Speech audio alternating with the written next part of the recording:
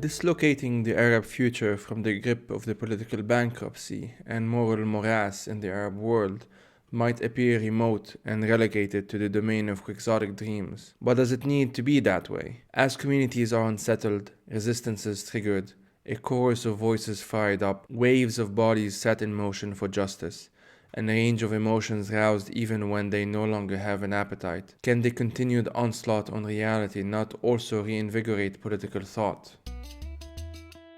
Hello everyone, and as my people the Arabs say, may you live long and prosper, I think. Anyway, this is the Fire These Times, and I'm your host, Joey. Each week I bring on a guest, or two, or three, or four, to talk about everything from solar punk to anti-authoritarian politics, passing by intersectional feminism, decolonialism, degrowth and post-growth, global solidarity, and of course the climate emergency. And if any of that sounded too nerdy, you've made it this far, so might as well give the rest of this episode a listen. Finally, this episode was first made available to Patreon supporters, who also get access to all episodes in exchange for helping turn this project into a full-time job. So, if you wanna show my grandmother that this isn't, quote, just a hobby, unquote, please head out to patreon.com/FriDayStimes and join the amazing community of folks who are making this project possible. So, anyway, join a union. So the conversation on this podcast is with Amro Ali. He is the author of the words that I started this episode with. They are part of this essay that he's written about 3 years ago now called On the Need to Shape the Arab Exile Body in Berlin. We talked about what does it look like to move from the centers to the peripheries in the context of the Arab Spring. You might think this is a conversation about Arabs and about Arabs only, but it really isn't. Feel free to check out the description below to look at the different topics that we got into in this episode. And as always, I thank you for listening.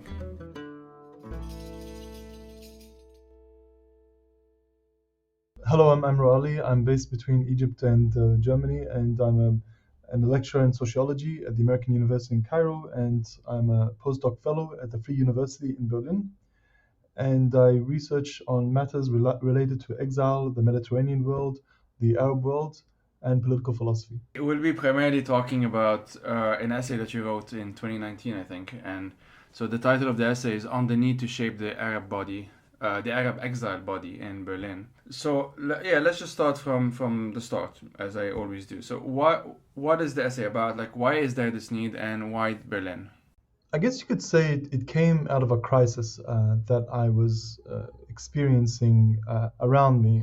Because if you asked me in 2011, during that glorious year that we had in the Arab world, which is important, the center or the periphery, and I would always say the center, that it's important to be in Beirut, to be in Cairo, to be in Damascus, to enact change. Then, of course, things changed over the years for the worse, and I started to reconsider, how things can happen, and maybe that redemption can be in the periphery, that some sort of constructive political change can come from those who are abroad, and how it has happened historically. So the question is, why this need? Why should we bother? But my answer would be that things don't necessarily happen organically. That the idea of to be political and politics requires concerted action, requires a will, requires visions, and a political imagination that translates into some sort of concrete reality.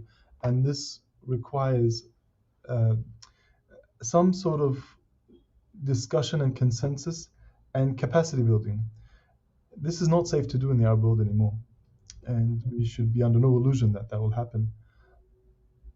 But I think also is that we have entered a stage of nihilism in the region where many things just do not make sense anymore. Remember, we're dealing with a region that murdered a journalist in Istanbul in a consulate. We are dealing with a region where people who call themselves leftists yet support the Assad regime. So you're talking about things that have become scrambled and do not make any sense, and therefore there needs to be a reinvigoration of some sort of political imagination that can tie us together in a new chapter, even if it's far away, but with links back home to enact change, even if we don't see it in our lifetime. And so why Berlin? Why did you pick Berlin? When I got a fellowship in 2015 to Berlin, and it was only for a few months, and I was amazed at the activities that were happening. Remember, this was also during the height of the refugee wave that was coming from Syria and elsewhere, but mostly Syria. And also, there was a lot of uh, activities happening that I had not seen in other cities. Now, for sure, London, Paris, New York has all these cultural production and dynamics that happen, but there's a difference. These are well established, and it's kind of business as usual in these cities. But where Berlin, it was new and original and fresh, uh, and it was becoming some sort of gravity center, and you felt it. And Berlin made a lot of sense. It was cheaper than the other capitals. It had institutional support uh, than wide-ranging institutional and grassroots support compared to other Western capitals, or even Istanbul if we include Arab exile capitals. And also, it's structured historically and contemporary in a way to favor the liberal arts and the humanities and social sciences for those who want to pursue that, whether in an academic sense or intellectual and creative sense. Yeah, you in the beginning of your essay you quote Siegfried Kracau, and so I'm just gonna read the quote because I kind of like it about Berlin. These streets lose themselves in infinity. A countless human crowd moves in them, constantly new people with unknown aims that intersect like the linear maze of a pattern sheet. So there is very much this sense from reading this essay, and Berlin is a city that always fascinated me. I've only been there a couple of times, so I wouldn't say I know it that well, but it's definitely on my to-do list in the sense of like visiting more, getting to know it more, definitely reading about it more as well. But so this sense of Berlin sort of being a place where a lot of different worlds meet, a place where the present has this different dimension to it, we might say, than some of these other cities, obviously partly or largely due to its dark history, and where there is this sense that one can at least in theory, if not in practice, rebuild oneself. As you said, it's not that it's impossible to do so in London or in Paris or in New York, but speaking as someone who knows London and Paris quite well, there are limitations, usually financial, but not just. You also, like for example, when it comes to Paris, you mentioned this in your essay, Paris has this francophonie aspect to it, so like it's a special, like not a special, but a different type of Arab in many ways that can go there. That's not necessarily accessible to all Arabs that Berlin doesn't have. You already spoke about it, but let's get into it a bit more. What do you think differentiates Berlin from these three cities? And at the same time, you showed me earlier today one of the reactions to your essay. It was published 3 years ago now, more or less. Talk to us a bit about these reactions since you've published it. Why do you think it's gotten this reaction? I would say that my essay already articulated something that was already there, that was already happening. So it wasn't necessarily something that one just comes on the scene and makes it up. It was already brewing. And I was searching for a language to try to describe it. So it involved a lot of readings. The problem with this phenomenon that was happening in Berlin was that I couldn't find a precedent of it. Of course, there have been exile precedents, but we're talking a very different type of Arab exile phenomenon that has not happened historically uh, with these dynamics, because the every immigration and waves of exiles and diasporas have happened on a country by country basis, um, era by era basis, such as the Libyans fleeing 1970s Gaddafi's Libya, or Lebanese fleeing the 1980s civil war. But there wasn't like it doesn't necessarily happen simultaneously. And when it does, say to the Gulf, it's for economic reasons, and you have to avoid politics to be able to legally stay. So Berlin gave this new sort of uh, platform and era where many can come and bring their creative juices and thoughts and knowledge production to the city. So the reactions have varied. What was surprising about the first primary reaction, I'd say first major reaction, was that I didn't speak in Berlin after the essay was published. It was Madrid. And so when I came to Madrid, it was in March 2019, and it was for a cultural salon to discuss the essay. What was interesting was I met all these, not just Arab exiles, but also those who are connected to the Arab exiles, whether they be uh, leftists and socialists and journalists, intellectuals, a few politicians. And so it was really fascinating to see this part of Spain that I really didn't know much about. And so it was a fascinating conversation about how they view Berlin, how they engage with it, how they understood the essay.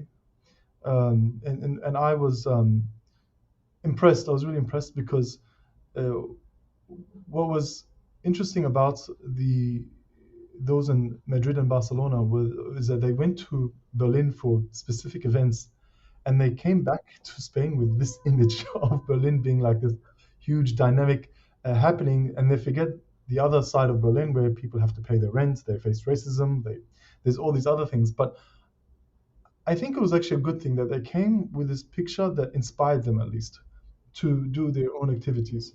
And so that was one reaction. So it was actually two lectures that I gave in Madrid based on that.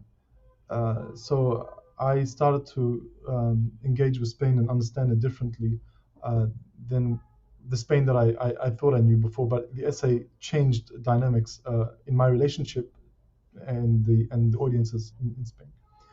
And the same applies to Amsterdam and Brussels, Oslo, and then miscellaneous other places. But interestingly enough, you don't get much traction from Paris, New York, or London. And I think that's quite telling. Uh, I didn't get much reactions from these cities, and it could just. I think that the demographics of Europe is showing that there are younger audiences, mobile, fluid, dynamic, uh, in these spaces in Berlin, in Madrid, Barcelona, Amsterdam, and Brussels, and Oslo. So the fact that they're not even traditional capitals of exile, no one thinks of them as such. And so, well, yes, I mean, I did get comments and all that from these cities, but nothing that could consider concerted uh, action where the essay shows up in a workshop or some sort of mobilization, as has happened in other cities. So I think that really speaks volumes, and it confirms uh, things that I had at the back of my mind about the importance of these emergent cities, with Berlin being at the helm, I would say. There are some potential parallels with London, but not necessarily with the Arab community, but with Hong Kongers, just because of the specific visa arrangement, I guess I would call it. I don't know how to call it. That happened past few years in These are response to part of the ongoing visa politics in response to the ongoing crackdowns in Hong Kong. So I know that a lot of friends, because I've been involved with that scene a bit, a lot of friends are now in London when before I was talking to them and they were in Hong Kong. And so that would be an interesting parallel there. But definitely, yeah, I do see what you mean. Even though, as I said, my knowledge of Berlin is still a bit limited. But I can say this, like, as someone who's in Geneva, um, Switzerland has this very weird, as I think many people know, very weird kind of politics. At the same time, it's supposedly neutral. So in theory, anyone can come. In theory, different kinds of exiles, and indeed there have been different kinds of exiles in Switzerland, from like far right to far left and everything in between. But staying in Switzerland is always the question. Staying in Switzerland is always the thing that's usually difficult, because it is quite impossible to do unless you have good connections and or basically money. And so even though Geneva has this sizable Arab community, it's, at least in my neighborhood or the area I live in, it's pretty common for me to find Arab shops and to hear Arabic on the streets alongside Spanish, Portuguese, and Italian. Those are the main language that I hear, and other languages as well. Yeah. But yeah, there is this sense that, okay, Geneva is very multicultural, multi-ethnic, and a sizable percentage of the population is not from here. I think like 40% or something. But it's difficult to have what you might say like an equivalent to a Berliner or a New Berliner, a Neu Berliner identity or even movement in a city like Geneva. And as far as I can tell, I'm not going to speak for the entirety of Switzerland, but as far as I can tell, the only other real comparison would be with Zurich, and even then as well, I've heard about similar dynamics. Also very diverse, very multi-ethnic, but not necessarily permanent in that sense. And yet the irony is that those are cities, if we speak about Geneva, for example, or Paris or London, those are cities that in many ways feel older than Berlin, because Berlin was obviously very much destroyed in the Second World War. And so there is this very interesting thing happening where Berlin is at the same time new, and at the same time is able to be, maybe because it's new or despite the fact that it's new, I'm not too sure, like feel free to kind of add on that, it's able to withhold more, the word that came to my mind is contradiction, I'm not entirely sure why, but more difficulties, more, it's able to absorb more differences, let's say, than I think a city like London or Paris are able to these days. I don't know what you think about that. You're correct, actually. Like I was mentioning in the essay, the problem, if you want to call it a problem, is that London and Paris are perfect, and I say that in quotes, in some respects, where Berlin is more of an incomplete city. And it's incomplete because of the destruction it's gone through, its identity crisis. It was at the epicenter of the Cold War.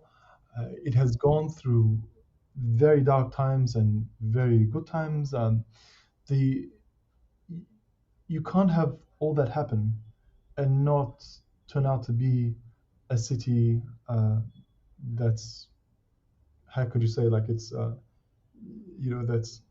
that's that's not at ease with itself. The difference with Germany and Germany has a lot to account for. I don't want to make it sound like what I'm about to say is that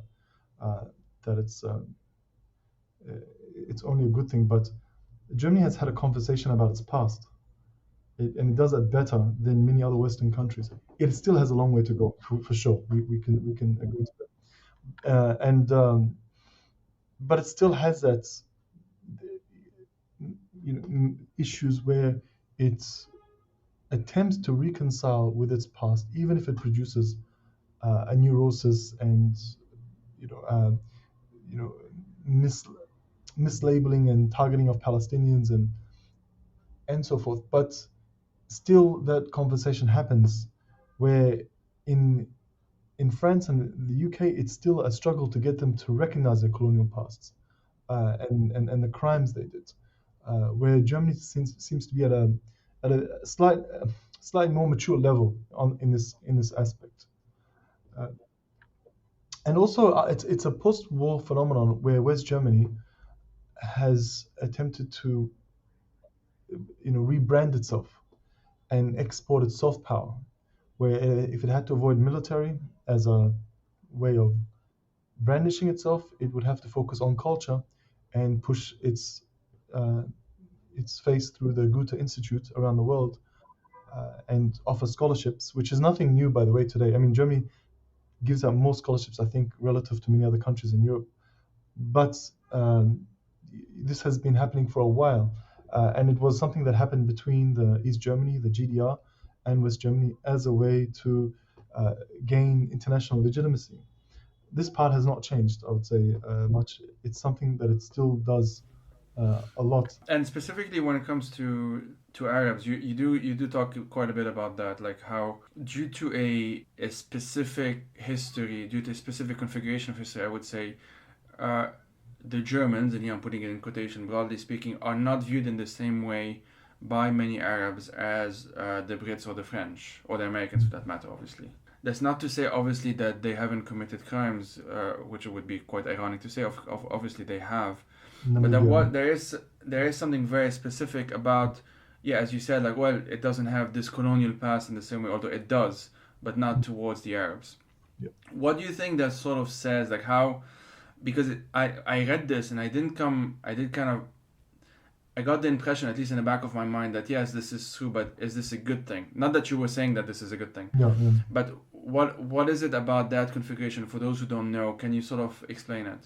Um, Basically, the case of the Arab world's relationship with Germany, and I'm being reductionist here just to make a point, but the idea is that it's often the enemy of my enemy is my friend. And this is how they were viewed through the prism of of the UK, Great Britain, and France's colonialism.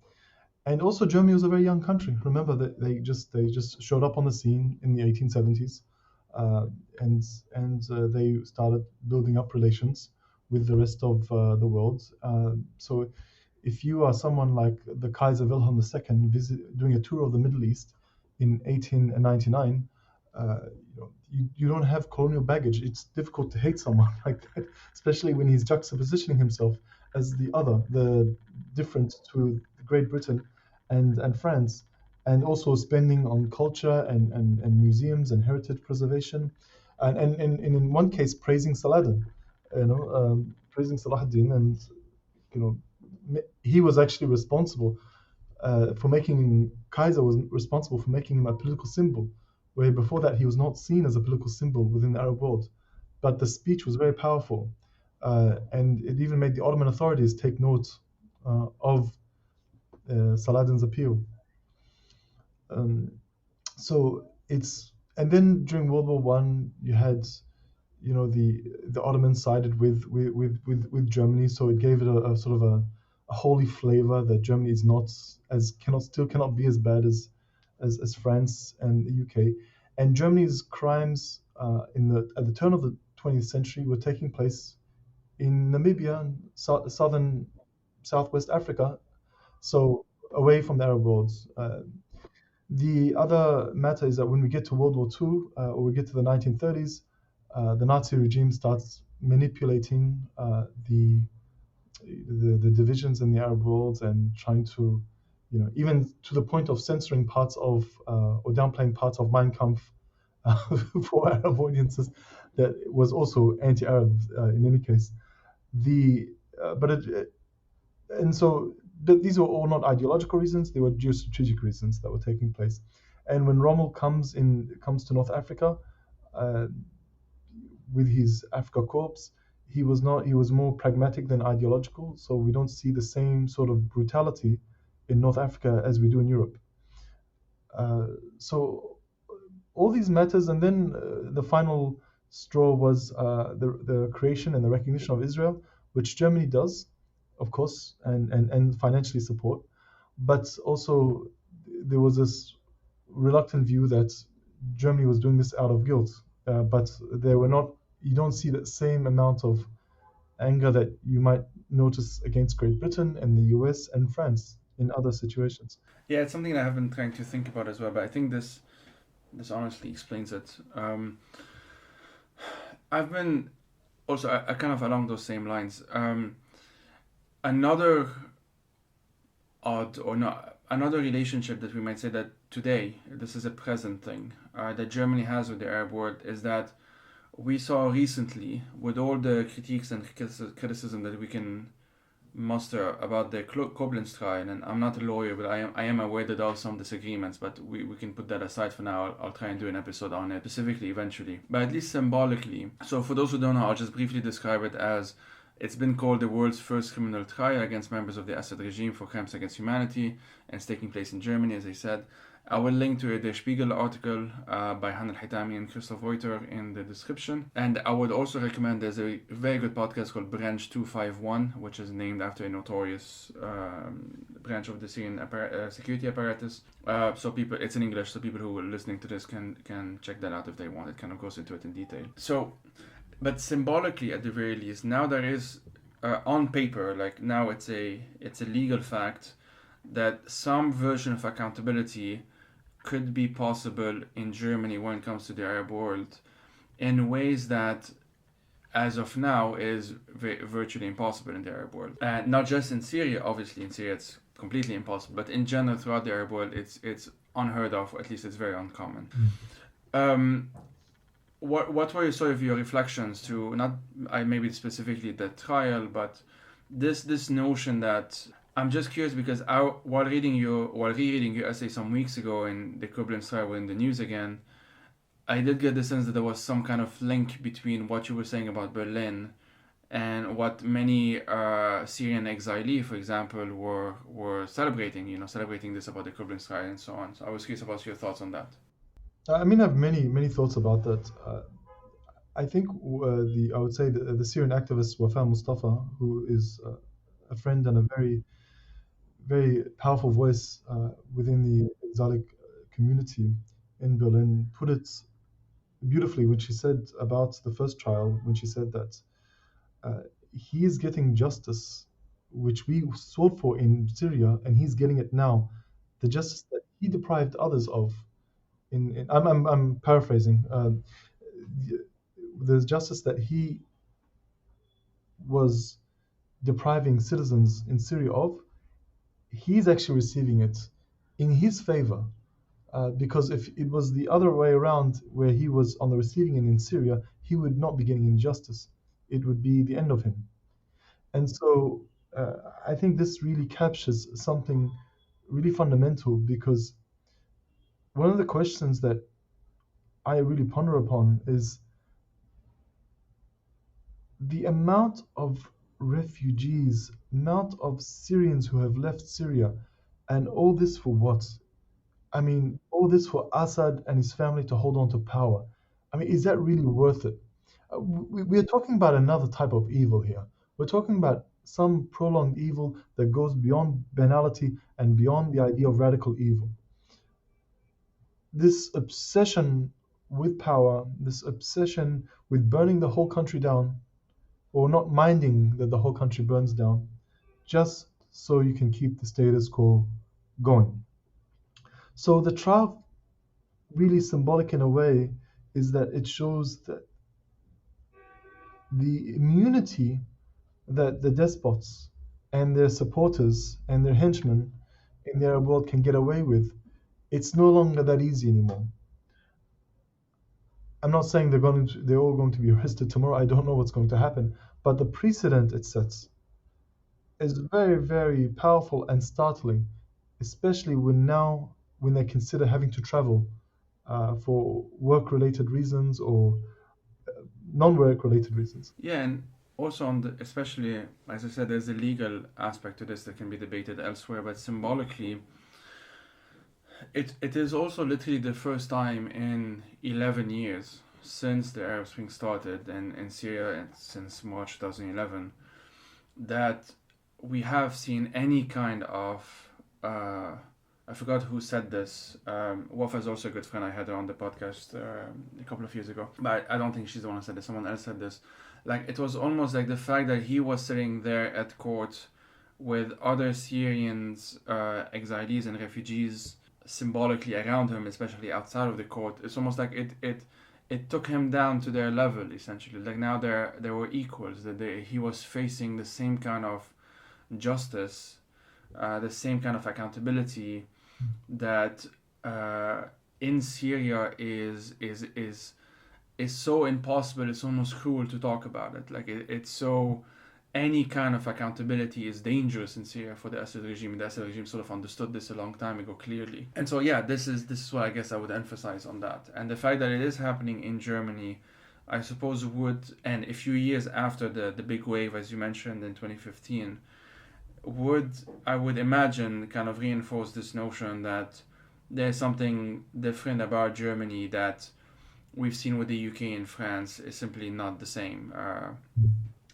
It is how I would picture it anyway. I don't know if you would disagree with that. No, I do agree with you. It's I don't think we would see this happen with the UK and France, and I don't know why. I can't say specifically because of arms deals or because Germany does the same thing, etc. Uh, it could also just be that the Germany does see itself as the head of the EU, even if it doesn't necessarily have to hold a position as the president of the EU, but it sees itself as having that responsibility. Um, but I really cannot say, uh, when are we going to see? I mean, are these uh, anomalies that have just happened, and are we going to see a pattern? I mean, I hope we see a pattern. where war criminals are brought to justice, wherever that may be. Uh, and I don't think it would be happening in France and the United Kingdom, because we haven't really seen that much happen in that area. Besides, for example, Pinochet being arrested in the late 90s in the UK. But I mean, I could be enlightened more on the matter if there's other arrests that have happened in these areas. No, that makes sense. That makes sense to me. Well, as it happens, we're recording this on January 26th, so this is one day after January 25, which in Egyptian history is obviously very significant since 2011, the start of the revolution there. I remember this very well. I was in Abu Dhabi for some random reason, and there were Egyptians on the streets with flags and everything, and I think this was the most political moment I've seen in Abu Dhabi ever since. Given that this episode will be out a few weeks later, but we are recording this around the same time as to January 25th. The crackdowns and repressions that followed throughout the Arab world led many of us to find refuge elsewhere. I myself am in many ways luckier than other nationalities because I'm from Lebanon, and the crackdowns haven't intensified in the same way. I talk about the specificity of the threats that I face in another episode with Denamas, which is already out, and obviously people can listen to that one. But you have this description of Berlin, which, if it's okay, I'm going to quote back at you. So you describe it as, Berlin is where the newly arrived Arab suddenly, but not always, recognizes that the frightful habit of glancing over the shoulder, painfully inherited from back home, gradually recedes. All the while, a new dawn slowly sets in among the meetings of peers in this new city. As such, Berlin is not just a city, it is a political laboratory that enforces a new type of beginning, one that turns heads in the direction of matters greater than the individual. And it generates a realization that the grey blur that nauseatingly blankets the future can actually be broken up, end quote. If I were to compare this description to where I currently live, for example, Geneva, there's one thing in common and one thing that's definitely a difference.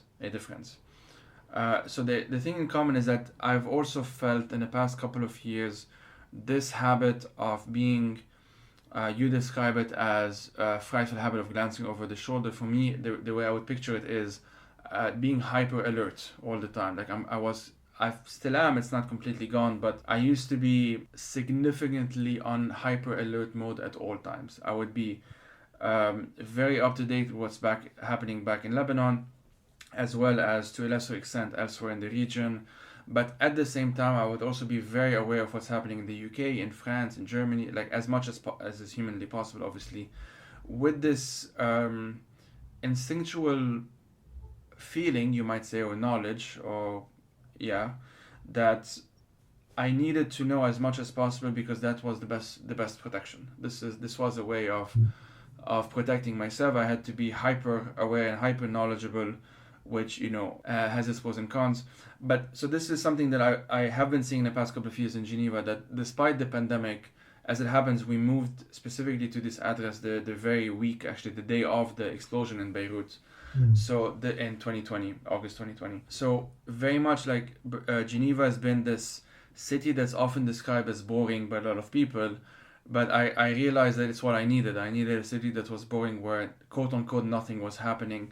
I needed to know that I could walk anywhere. I could leave my phone at home and it didn't really matter. There was no security issues in that sense, and just be there in that sense. So this is something that I would see in comparison. Like I can compare it to what you said about Berlin. The difference, though, is the second bit, which is, where is it? So all the while, a new dawn slowly sets in among the meeting of peers in this new city. This is something that in Geneva is not as common. I have met people, who are Arabs and even non-Arabs who are exiles or refugees or migrants and so on. But because there is this transience that I mentioned before, like, in advance that everyone that you're meeting, for the most part, most people that you're meeting, aren't here for any kind of long-term period. Either they're here for a job or they got some kind of scholarship temporarily, that sort of thing. But that's not permanent. They're going to leave very soon. I've also seen the same thing in London, because I lived in London for 2 years and then Edinburgh for 2 years. It was also the same thing. I could meet a lot of people.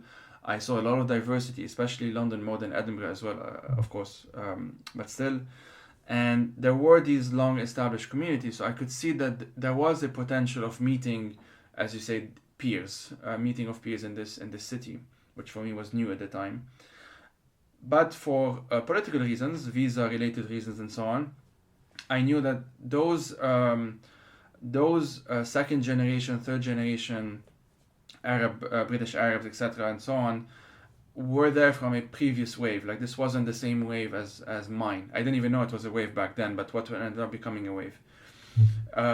Because of at the time it was easier to have an academic visa, for example, and to stay in the UK long term.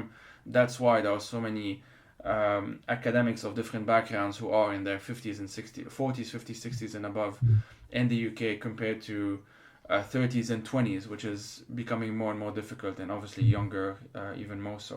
So it's more just of a comment rather than a specific question, because my next or more of an open question, kind of a discussion, because there's also this very good quote that I know you've shared on Twitter a number of times, and I know this of Naguib Mahfouz, who said, like, home is not where you were born, home is where all your attempts to escape cease, right? And so I can see a bit of this in Geneva, but there's something missing that, from what I can read in your description of Berlin, is to be found in Berlin. Can you talk a bit about this notion of home being this place where all attempts to escape cease, and how, whether this is what you found in Berlin? Okay, I will say that first of all, Nakim Mahfouz didn't actually make the quote; it's just attributed to him, and I've Oh, actually made okay. the correction. But it is a beautiful quote nonetheless. I definitely have not found it in Berlin. I'll say that, but I don't know where I found it. It's not in Alexandria, Egypt, or part of it is here. It's not in Perth, Western Australia, where I grew up. And Berlin does satisfy some homely criterias, maybe in an intellectual sense, uh, but not fully. And I think it's really the question of coming to terms what it means to live in the modern world under the new liberal storm, where community is becoming fragmented, and how do we piece this matter back together. Um, when I say community, I say it with a capital C. I cannot emphasize the need for this matter. And yes, Berlin itself has a transit community. Many people will also recognize that it does feel transient, even if you're on a 5 year scholarship, or if you're, there's still something transient about it. The the idea of community is something that is so primary that I don't even believe we should even be using uh, the internet to facilitate this. I mean, sure, to support it, that's a different matter. But my thinking has gone back to the bricks and mortar way of building spaces, because in 2011, remember those days of the Facebook revolution and the Twitter, and how these social media tools were celebrated. Sure, yes, the Western media exaggerated a bit, but there was an actual perception in the Arab world that these tools are important, and they helped overthrow regimes and all that. And this was a popular view. It wasn't an imposed view.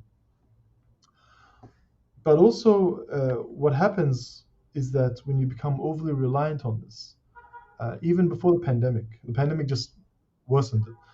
But the you do start to fragment from each other, and I think there needs to be a re-examination of social spaces, whether they be the cafes or the coffee houses or the mosques or the churches, the campuses, whatever they may be, and really find its potential to make the effort to go to such a place to meet up and form a community.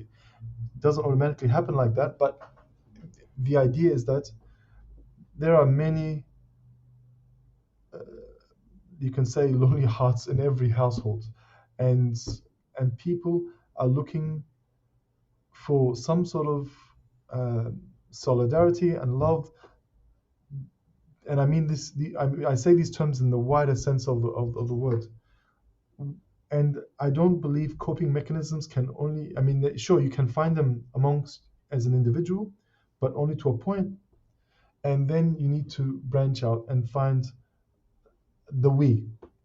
Uh, And it doesn't have to be necessarily a political project, but it needs some sort of engagement, some sort of participation where you know your worth by measuring it against the audience that you speak to.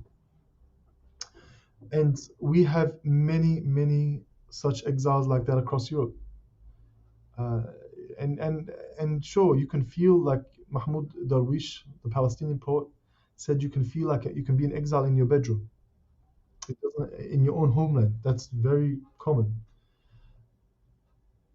And the bigger question is, how do we bring our ideas as intellectuals, as academics, as writers, in an interventionist sense, to break the isolation and the alienation and the rootlessness that has taken over? We live a very different life to what our grandparents lived. Certainly our parents, but definitely our grandparents. This whole the way marriage used to work, the way child rearing, staying in the same, town, all that has been fragmented. No one has a job for life anymore. No one has this idea of uh, a predictable workflow, and also in terms of um, in terms of political thinking, it's changed a lot in the sense of there is no more long-term visions. If we look at the Nahda, the Renaissance movement in the Arab world in the late 19th century, uh, they could write 50 years into the future. They were very prophetic in that sense. Doesn't mean they got it right, but they could write their novels and their prose and their programs in a way that looked 50 years ahead. Today, we are lucky if we can do that 5 years ahead. We'll be very lucky if we could just reach 5 years. It's difficult to do 5 years, pandemic notwithstanding.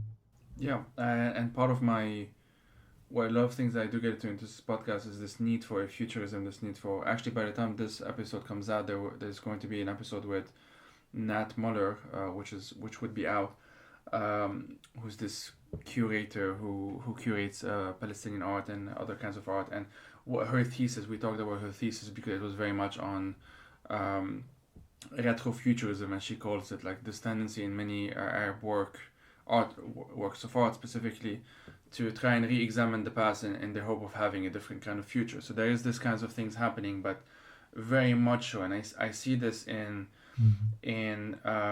works such as like Palestine plus 100, which is set 100 years after the Nakba, after 48, or Iraq plus 100, which is set 100 years after 2003, and so on and so forth. Even in those books, with all of the which are really worth reading and they're very important, I did get the sense that this is a very difficult thing to do, and so the best stories have been very fictional. Like they were set 100 years later, but they were just fictional stories rather than an attempt to picture what that year might look like, or what that decade might look like. But you mentioned this the Naguib Mahfouz, not Naguib Mahfouz quote, the notion of this home is where all your attempts to escape cease. It reminds me, like in your essay, there is a Syrian director, Nidal Hassan, who was told by another Syrian artist in, I think it was in Berlin, what this thing happened. Like, what can artists do in exile? Like, basically the question is like, well, we're in exile, what can we do from here? Obviously, it's like you said before, this notion that one has to be in the centers in order to affect a real change. And Hassan had this, I'm quoting what you said, like Hassan is, or paraphrasing, had this very good response, which is that Syrians were in exile even before leaving Syria, that Syrians were in exile in Syria. Not that dissimilar from what Mahmoud Darwish said about Palestinians in what's today Israel Palestine, being in exile in one's own homeland. This is something I've definitely concluded as well. This profound sense of alienation, it used to be, because so in summer 2015 I left Lebanon for the first time, for at least for any kind of long period of time, to do my master's in London. And it used to be that whenever I would feel homesick, or whatever I would feel this kind of ache, you might say, well, it would be resolved by simply going home. And of course, there's the privilege of me being able to do so.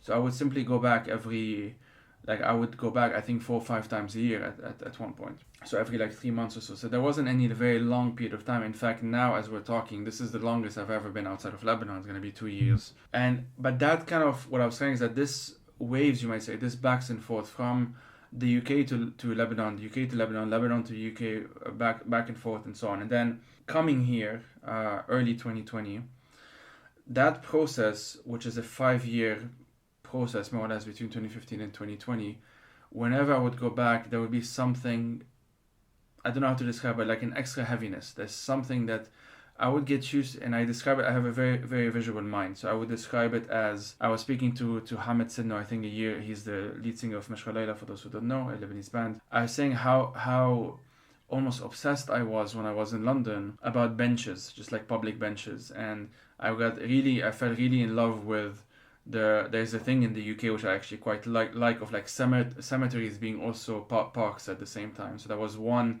in between dorms in London, the SOAS dorms, which are next to King's Cross. I would walk to campus, which was like a 25 minutes walk, and I would go through this cemetery, which anyone listening who've been there know which one I'm talking about. There's only one. And I would feel very at peace over there. I would feel very much like this is something that in Lebanon we don't have really. We have a few, but they're not very good and they're not very accessible parks. The notion of a bench in a city like Beirut, like we would joke about them. Like we would see a bench and actually joke about it because there would be like 5 of them and they would be sponsored by one of the banks, for example, because it's the only way that a bench can get any funding. And that's what AUB, the American University of Beirut, was for me. AUB, I did 3 years there, my undergrad 2010 to 2013. That was my public space, even though obviously it wasn't public. Just the benches, just the idea of sitting, that you're allowed to sit, which as a student you're allowed to do, and that's it. That no further expectation. You can be with yourself. You can read a book. You can do nothing. You can sleep on it. Nothing matters. Like as in, there's no obligation to having to deal with traffic or having to pay because the only way you can do so in Beirut is be in a cafe. There isn't any kind of obligation to do so. And so it would be these little things that, well, they seem like little, but they're actually pretty fundamental, that actually people who live in Geneva, who grew up here, very much take for granted. A good bus system, a good tram system, a good train system, all of those things which in Lebanon we don't really have. At least not very good, and we don't have trains or trams. So all of this to say that you have this other, you quote this other person, Dina Wahba, if I got the name right, describing a sort of survivor's guilt, right? And even I would say like it intersects with this impostor syndrome as well at times. And I've had Asa Khattab, who, again, the episode will be out by the time this is out. So he's the Syrian journalist who's been in Paris for a couple, actually we left Beirut the same month, so a couple of years. Before that, he was in Beirut, and obviously before that, he was in Syria. And he himself describes having this survivor's guilt, having this imposter syndrome. Like, are my views still representative? Or can I still speak for Lebanon? I'm putting these in quotation. Can I still even write about Lebanon, for example? Those are questions that I obviously still go through and I still wrestle and struggle with. So I'm very curious if you can talk a bit either of your own personal experience or, people that you've talked to maybe in Berlin or elsewhere who have had to kind of deal with these questions.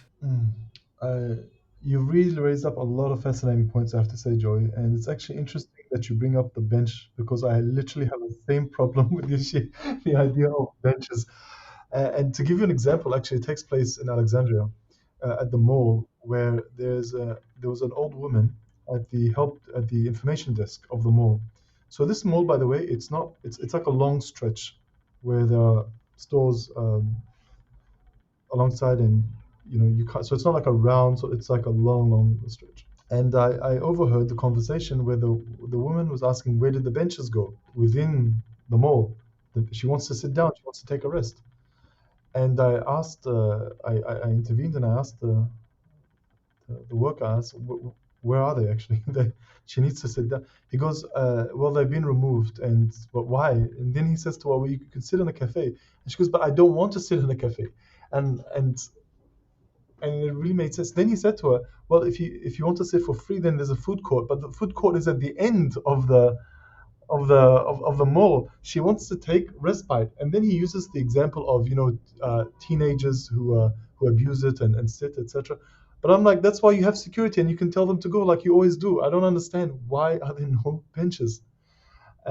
Interestingly enough, he couldn't give me an answer, but I I actually met the head of the mall at a party, and there were and he told me, and he said to me, the sheikh of what, some Gulf country doesn't it was his idea or something, and I'm like, I'm not surprised. This came from this certain Gulf country, and but for me it was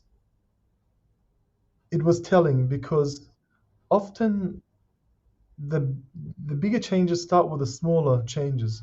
And if you remove a park bench, if you remove a bench in a mall, which is not really a public space, but it is in a way a public space in the modern sense, then what next? Because the what we are suffering in the Arab world is a form of mutant capitalism that does not understand any sort of humane choreography. It's building and expansion for the sake of expansion, and there is no conclusion to this mutant capitalism. When there is no conclusion, there is no rahmah, there is no mercy. That's what frightens me. And when you remove benches, it really says a lot about your worldview as a person on this planet. Regarding your next point about Before you get into that, there's the example I can think of is in Beirut. Two examples. One is Martyrs Square, which is supposed to be the main square in Beirut, is quite literally a parking spot. And it used to be up until some years ago a parking spot for downtown, as we would call it, and it's actually pretty common to hear it mentioned in English, like downtown, rather than as it would be called al balad, or referring to it as Solidaire, which is the private company which basically owns a lot of it. We would literally say, like, we're going to the cinema to Solidaire. Like, we would call the place where we're going, the physical location of where we're going, either downtown or Solidaire. I would still hear, especially with the previous generation, al balad, but then there was this I reflected on this a few years ago, like this very interesting, if not distressing, disconnect between what they were talking about, because a lot of it was from memory, like something that they remember, especially before the 70s and the 80s, before the Civil War, and what we know of. Like, I never knew I was born in 1991, like the year when the war kind of ended or was finishing, and I never knew a Beirut that did not have this kind of intense privatization, right? Like this kind of space that's not really a space, where the only real space we would hang out are the malls, essentially, and because they're malls, you wouldn't really be able to really sit down for any long period of time. But anyway, yeah, please continue. No, you're right. I think the dirtiest word in the Arabic language is tatawur, development. I used to think it was a beautiful word once upon a time, and then I realized nothing generally comes good from this word that masquerades as progress, as better, as good. But we really see anything but any of that. In fact, it's quite telling when we lose more heritage buildings to developers than we do to war. That's and especially Lebanon. Like, it really is quite significant when we consider regarding survivor's guilt. It really varies from person to person. Some people have a better handle of it. Some people cannot. Some people, feel no guilt. It really varies. It's difficult to say. At least what I see in the research in Berlin is that it's not necessarily a collective sort of force of survivor's guilt, because part of the reason why I say that is that many people are immersed in the current present. This and the problems that comes with being in German society and Berlin cosmopolitanism and fending off racism. And so one of one of my research assistant, Salma, when she was looking into this in Berlin, she noted also the fact that there was an exhaustion among Syrians with the and the fetishness of the victim narrative, which they're trying to escape. But also, the German system is structured in a way where you only get funding if you play the role of the victim. And so it robs the Arab exile, and particularly the Syrians, because they're center stage, of their agency and what they're able to produce. The other the other challenges that they face in Berlin is the increased Arab embassy activity and intelligence gathering, which you can easily see at lectures, where they can become quite disruptive if there's a rowdy diplomat that's there. And also, they're struggling with integration. They're It's not a case where they're trying to integrate, but they look at the previous Arab diasporas in Germany where they have tried to integrate, but they're not well accepted. So they're caught in this no man's land in between two cultures. And so many in Berlin just give up on the idea of integrating, saying that we're not going to be accepted. The racism is too much anyway. So let's just live in our bubbles, which ironically also gives them a sort of strength where it allows them to focus on their projects and their rather than having to always impress, the wider society. Hmm. Yeah. So, kind of a deeper dive on the some of the challenges that you mentioned. I had Musa Okwonga on. That's episode 64 for those listening. Well, I had him on a number of times, but the last time we spoke about this book that he wrote on well, largely on Berlin. It's called In the End It Was All About Love. And he's English, and he's a black Englishman, and the only relevance, the reason I'm bringing that up is that obviously he brought up the racism that he feels in Berlin, and that something that I sort of knew but I didn't really know in detail, that there are literally certain parts of the city that he simply cannot go, especially after dark. So I was wondering if you can just talk a bit more about some of the difficulties that you think, let's say especially the new wave of exilee, refugees, migrants, and so on since 2015 or thereabout. What are certain things that they're facing, and are there any indications that it's getting better or worse or like the same? Sure. Is the situation getting better or worse? I think the pandemic has put a sort of a freeze, a sort of hold on being able to effectively measure life in Berlin. It feels like a very unusually long transit, whatever is happening in this pandemic era. But I can say generally that some of them are facing the challenges that I mentioned, where I won't say some of them, but the idea of trying to be accepted beyond the refugee status. This is just what they have become iconic for, and they have to structure their funding and their approach through this victim narrative that German institutions favor. So it really limits the idea of creativity. But then you have a generational divide where the older generation will follow the German law to the letter on this matter, where the young exiles will say, we will write the application to favor, a funding, and we'll do whatever we want after that. So there's a different mindset in this regard. The other matter is that in the post 2011 Arab Berlin, the the exiles have described the pre 2011 Arab diaspora as apolitical, uh, and so this is quite significant because it also means that there's a divide between those who came after 2011 and before 2011. And also there's a resentment from the diaspora, from the pre-2011 Arab diaspora towards the newcomers uh, because they did not have to experience the relative difficulty of growing up as a person of color in the German system. This is a very widespread resentment. The other factor is that the young generation who came before 2011 speak better German than Arabic. So that's another sort of divide or barrier that creeps up. The other factor also is that the post 2011 exiles rarely considered Berlin as a destination before 2011. It just never showed up on the radar. Um, of a place that you will go to. It was always either London, New York, or the US in general. But one of the strategic moves on behalf of the German system that they did well was to allow English as a way of mobility within Berlin. You couldn't do this in Paris.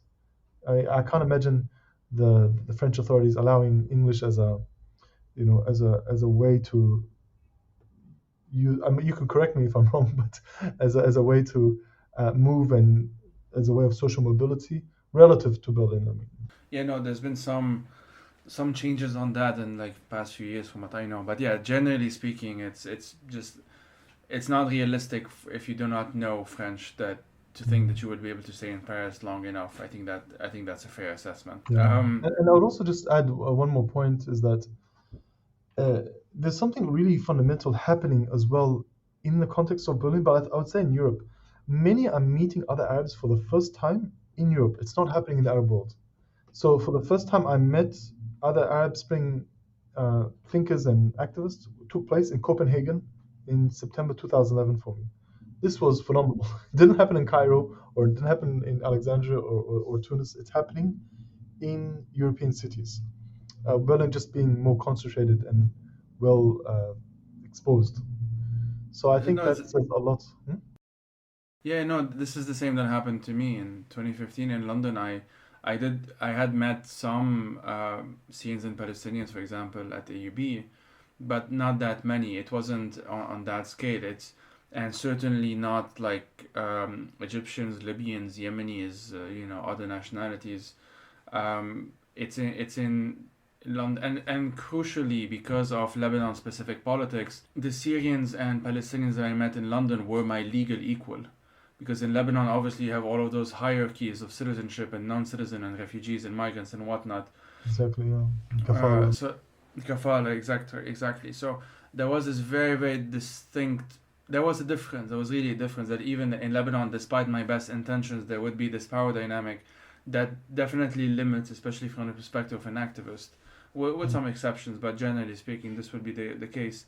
And sort of speaking of this potential relationship, we might say, between Berlin and some of those cities, some of those capitals, especially.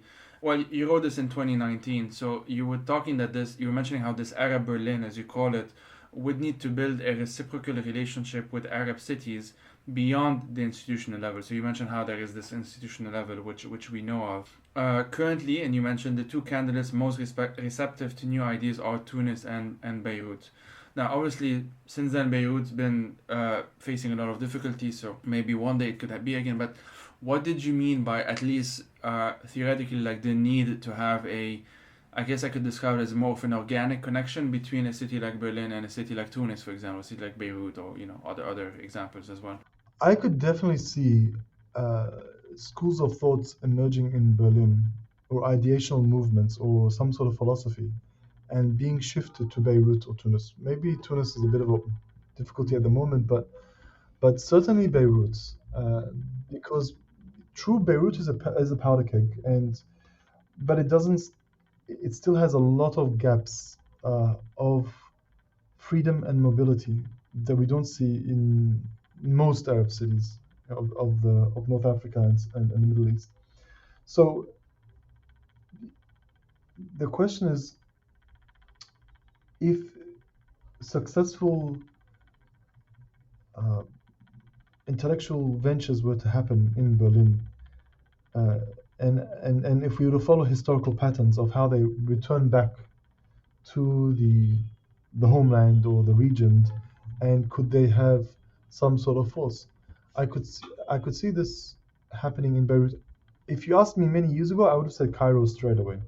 But it's not really in a position that it can. And I think if it was Cairo, it would be able to have much more of a heavyweight in the output and production and movement of ideas.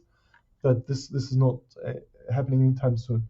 Having said that, historically, if we look at where ideas come from, if we use Pan-Arabism for all its faults, this is a very Levantine, Syrian, Lebanese phenomenon that uh, that was birthed and crafted in Beirut and Damascus, and only came to Egypt all the way, like in a very heavy political sense, in the 1950s, after Gamal Abdel Nasser took over.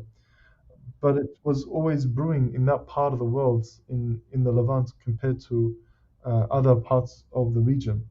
It took its force because of the size of Egypt and its cultural production, that it could actually give it an impetus. But its authority and legitimacy comes from Shem. Mm-hmm. Yeah, I. This makes me think there was an article that came out. I remember around. I was at the UB, so that would have been 2012, 2013. Sort of by a. I don't remember who it was, but by a Khaliji, like by a Gulf. I think Saudi person, like a journalist, a writer, and actually saying that the new capitals of culture is basically becoming Dubai and Riyadh and so on. And the argument that was being made is very straightforward. You know, things are bad elsewhere post 2011, especially around 2013 or so. The money is in the Gulf. We know this. A lot of people go there for job opportunities and so on. And that was kind of the end of the argument. Then obviously the critique of that, which I had back then and I would still have today, is that yes, there is a certain stability that can come, and I'm not downplaying that from financial security, from a decent salary, from that sort of thing. But crucially, as you yourself mentioned, there are all of these conditions and limitations that come from living in the Gulf. For one, you just simply cannot say much that's inherently political unless it is already aligned with what the government is saying, for example, what the governments are saying. And even then, there are limitations. You can't go too far on that. And so, for me, that's kind of the crucial bit. I'm from Lebanon, so I will sound biased, but there was and there still is to a certain extent a possibility of talking about, like, for example, the whole insulting the president, which is illegal in Lebanon, like it's against the law. People do it all the time anyway, and some people do get some heat. Some people do get arrested. For the most part, they then get released. Like it's a way of pressuring them essentially, but it's still very common to at least be open about these things. Now there are some limitations, when it comes to Hezbollah. There's more like certain things that you cannot really do or say and so on. And so there are some limitations, and not just them, but them especially, I would say. But yeah, that being said, there was this. There's always this funny thing that I heard a different iteration of that saying many times. Like I forgot what it was, but like Egypt writes, Lebanon publishes, and Baghdad reads, or something, or Beirut, Cairo writes, something like that. And I've heard different iterations of this, which was actually funny. Which was, one of them was Sudan, Khartoum writes, Beirut publishes, and Baghdad reads. Which, like, I feel like basically everyone wants to be the one that writes, and so it's just kind of funny. But sort of on the kind of a final thing before we get into the book section, if that's okay.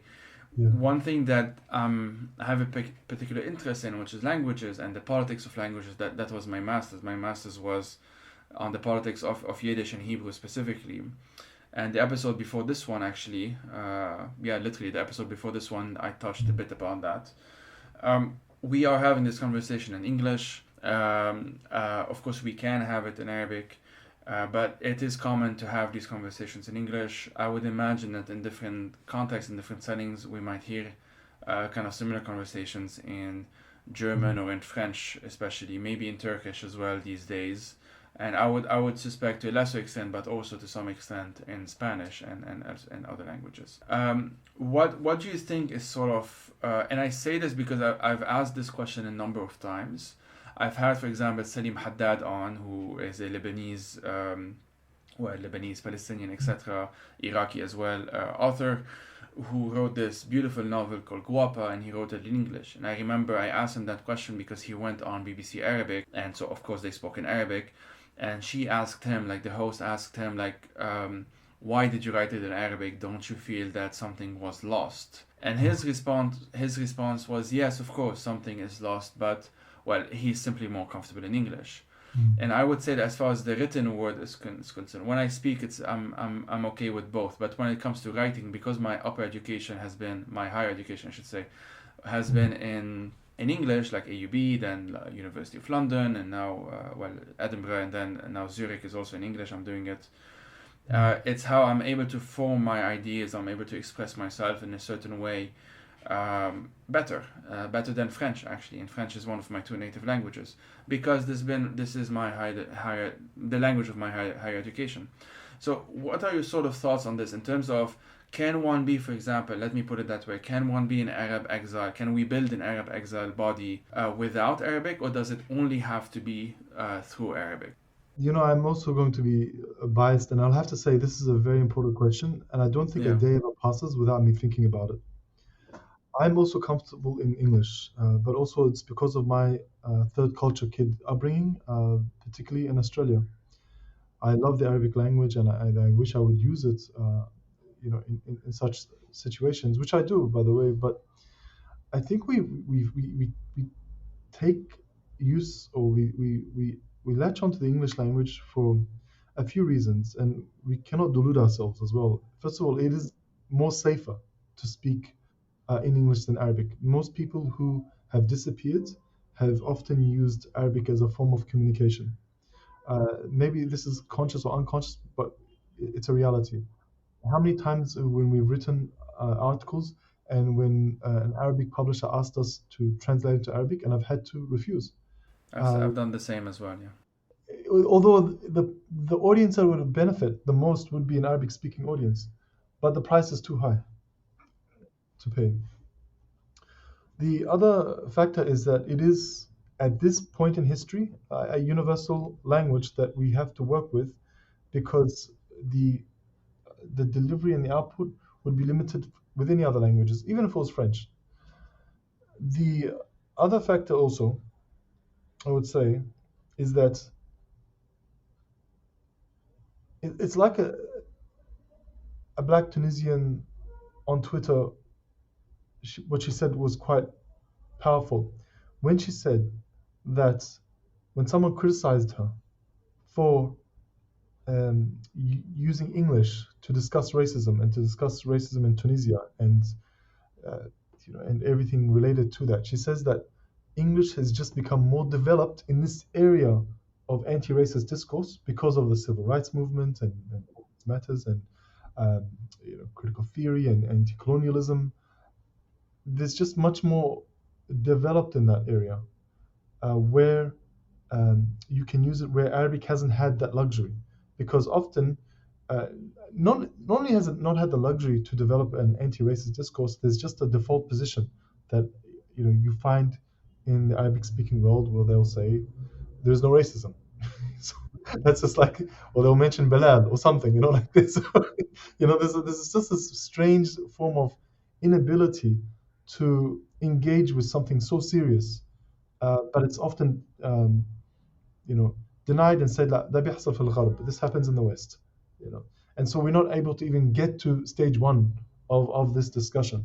Although things are improving over the years, I have to say, but still there's a long way to go in this region. Uh, the other point I'll mention, I think it was by the Libyan British author Hasham Matar, where he says that English is how I communicate. It's like he owns it. It's his language, and he can deliver his points powerfully. So I think the ideology of languages can be problematic, and it can be manipulative as well, especially when uh, it's used to silence those. Like for me, the biggest criticisms against my use of English on Twitter comes from regime bots in the region. It doesn't necessarily come from someone else who is in a position of Arabic authority, etc.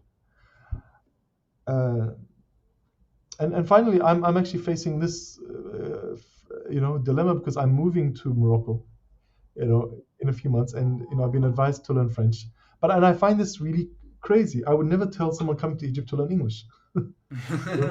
but but for some reason, French has really entered the Darija lexicon in such a way that it's difficult to separate it from there. And Moroccans are divided about this, and it's something I'm going to have to discover when I move there.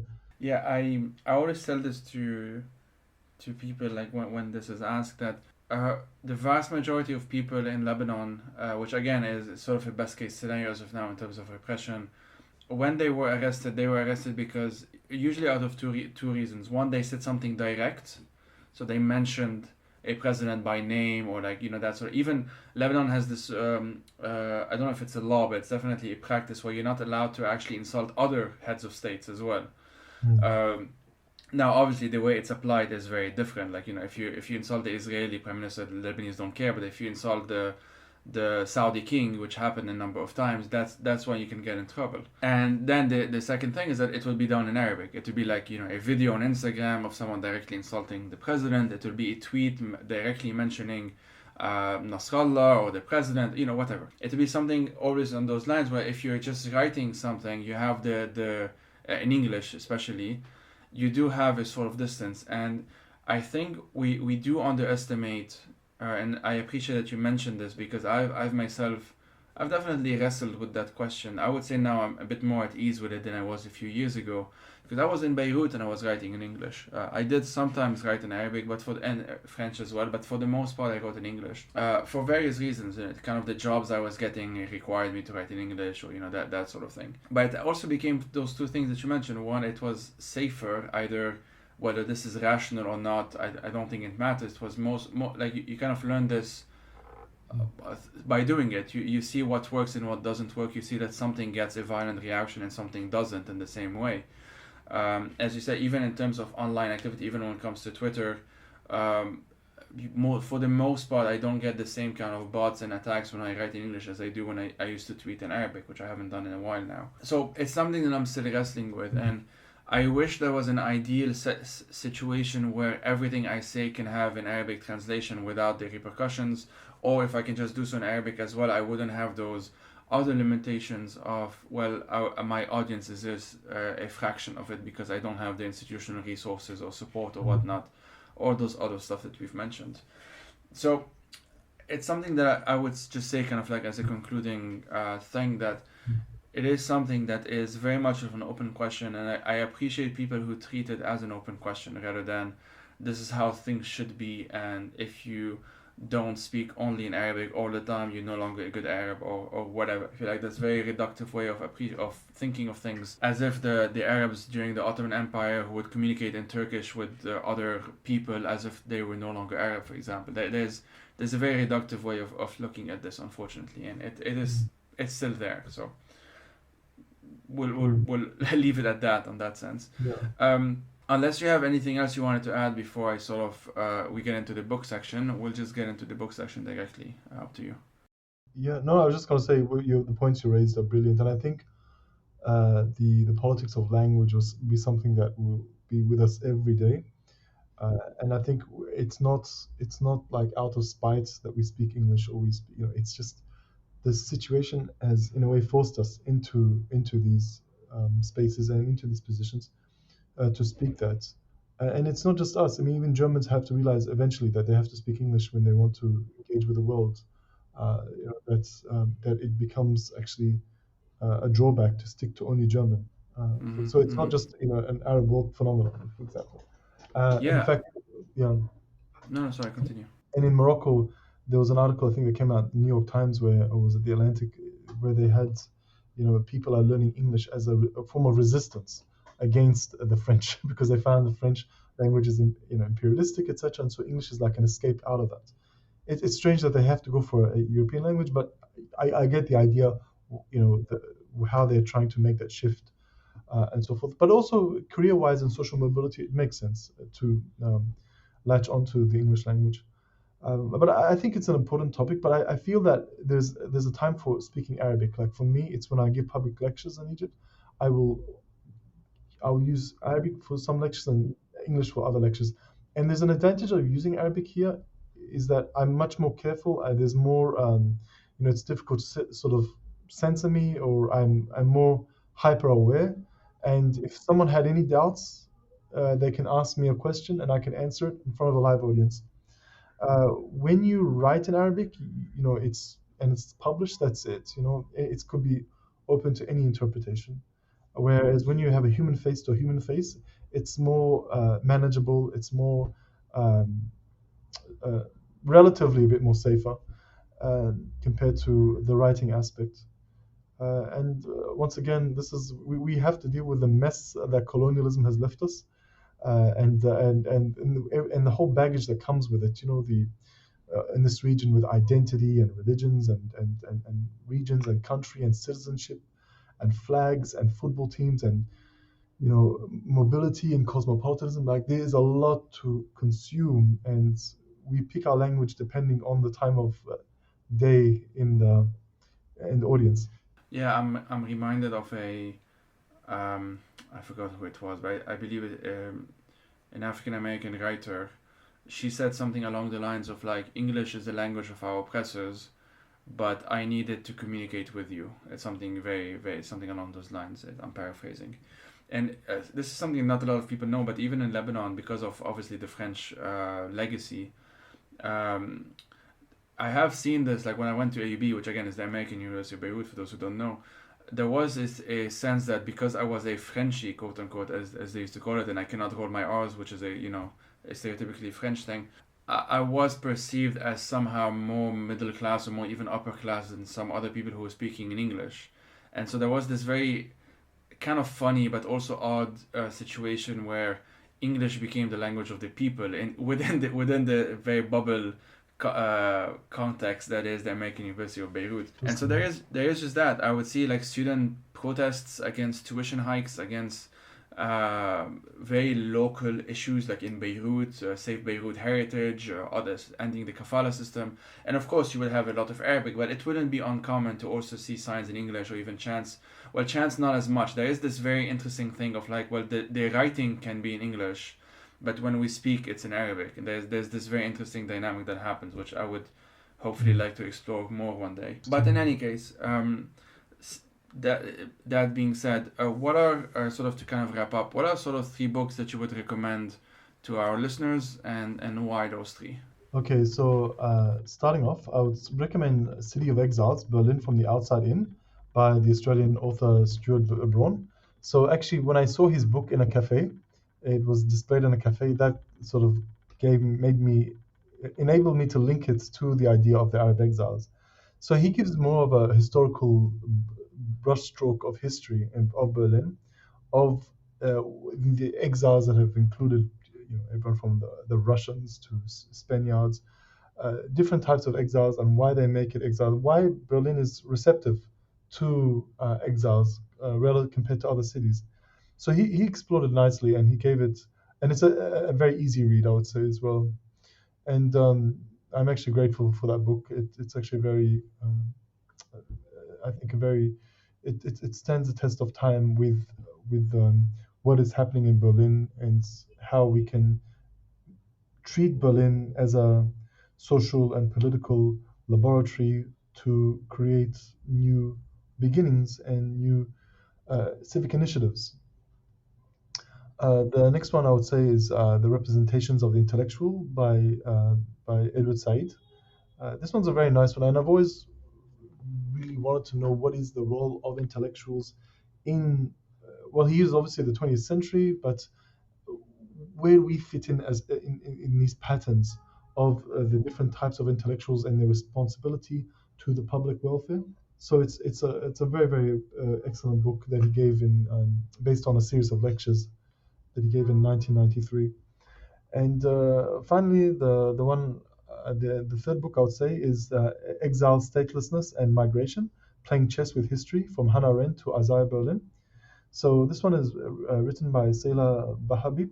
Not sure if you've come across it, but it fascinates me the fact that their Jewish identity informed all their experiences of being outsiders, as well as thinkers that ended up producing brilliant and moving intellectual movements of modernity. And I think there is some overlap with emerging Arab intellectual currents. And the question one could ask is, how can we learn from them?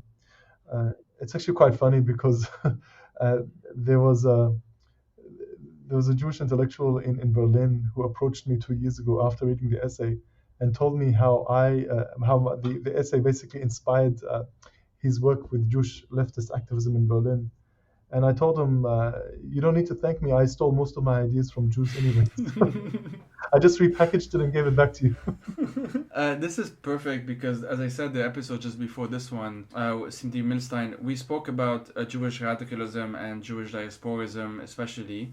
And my intention from that was to actually have and it's going to be in the title of that episode, like in Arab or a Jewish Arab diaspora conversation, essentially. So that was a very, very wholesome conversation where she was referencing obviously the very, very long history of exile and displacement and most of the time forced that many Jews have faced throughout history, and how this actually informs her need for community, her need for always believing that there is an alternative, always the need to build something different, and so on. So it's very nice that this is sort of how we wrap it out on, because it's accidentally, I didn't actually plan the timeline on purpose, complements in some sense that conversation. So, well, on that note, Amro, thanks a lot for your time. I really, really enjoyed this conversation. Thank you, Joey. I really enjoyed it. I loved it. And it actually made me think a lot of the topics that were raised that I'll be taking into consideration over the next couple of days and weeks. So I thank Amazing. you. I benefited from it as well.